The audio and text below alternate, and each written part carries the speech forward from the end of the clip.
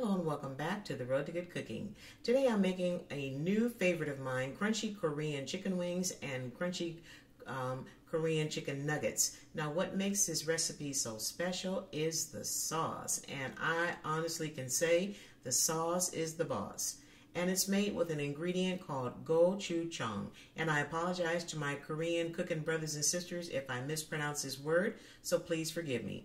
Gochujang is a red chili paste. It's a thick, sticky condiment that's spicy, and it is really concentrated in the flavor.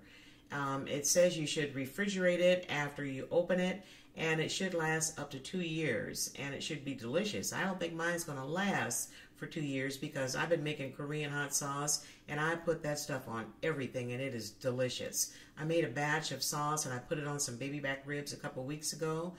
Whew, it was off the hook good. Gochujang is the backbone ingredient of Korean cooking. It has a nice kick with a deep, earthy flavor. And now let me show you how I made my spicy Korean sauce. In a small saucepan, I've added 2 teaspoons of olive oil and 3 cloves of garlic that I minced up. I'm going to cook the garlic until it's fragrant. And I'm going to add 1/3 of a cup of ketchup, and that's going to add a nice savory, sweet element to the sauce.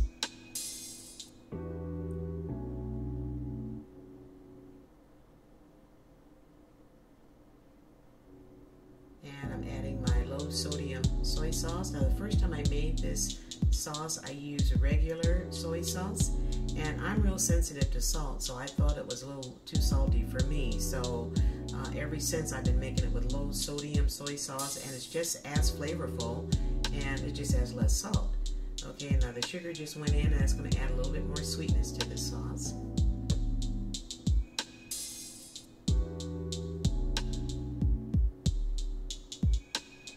And here I'm adding some Dijon mustard, and that's going to make my sauce nice and creamy, plus it's going to bring all the ingredients together.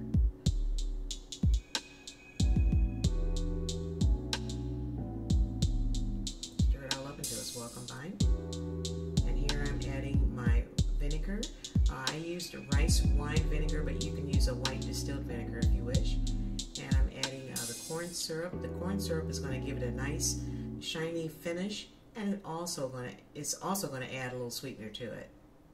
And then just stir that all up until it's well combined.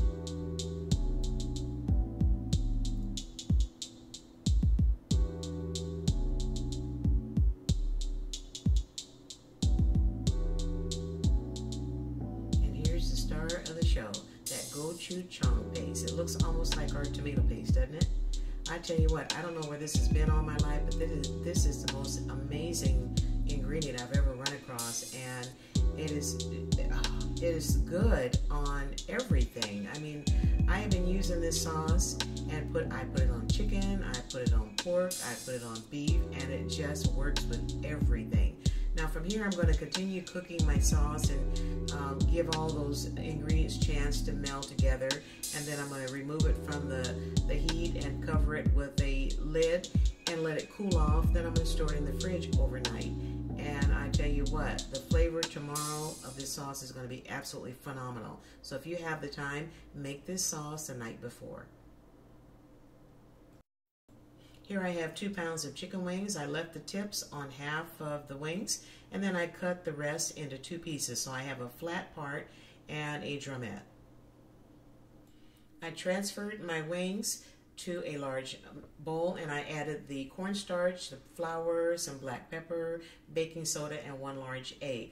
I omitted the salt because the soy sauce is going to provide me with enough sodium. But I would suggest to you just fry up a piece first and then taste it, and if you think it's salty enough, leave it alone. If not, you can just salt it to your taste after you fry it all up, or at this point just add salt. And I'm just mixing everything up together and making sure I'm really getting that. It's not a batter, it's kind of like a damp batter, but just make sure you smash it on those wings and really get it on there good. Since I'm only frying 2 pounds of wings, I didn't want to dig out my great big huge fryer, so I'm going to use my little mini Presto fryer. Isn't it cute? and I have the oil in there, and I have it set to 350 degrees. Now I'll be frying my chicken wings twice, so I want to make sure that my oil gets up to the temperature that it is. I'm going to use my Thermapen here that'll kind of give me an indicator as to where I am now. And if you don't have one of those really cool Thermapens, you can use the end of your wooden spoon and put that in the oil, and if it bubbles around your spoon, then you know your oil is ready. But then again, why would you not get a Thermapen? Get you one. You need one. They're cool. Super cool. And I wish I had cut the tips off of these chicken wings because they were just a pain to keep down in the oil. I set my timer, my TimeStack, for 10 minutes for the first fry, and then I'll take them out and let the oil come back up to temperature, and then fry them for the second time for another 10 minutes. And this is another handy dandy little kitchen gadget. This TimeStack will keep you organized. And here's the first fry, and it looks, I mean, it's pretty well done. It's not quite as crunchy as it's going to be. So I took them out, and I'm going to scoop out all the solids that's left in the oil, because that way this stuff is just going to burn, and you don't want that on your second batch of chicken. So just scoop it out and discard it.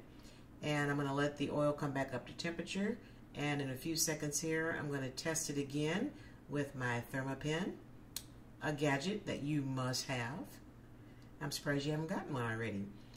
As you can see, the temperature dropped down, so I'm going to let it come back up to temp, and then I'll fry it again for the second time.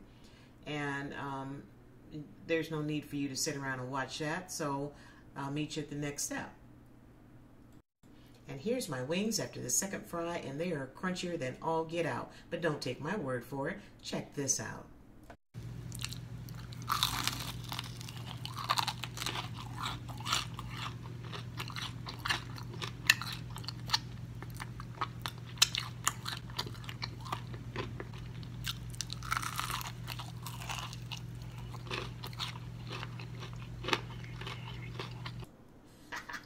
I told you they were crispy.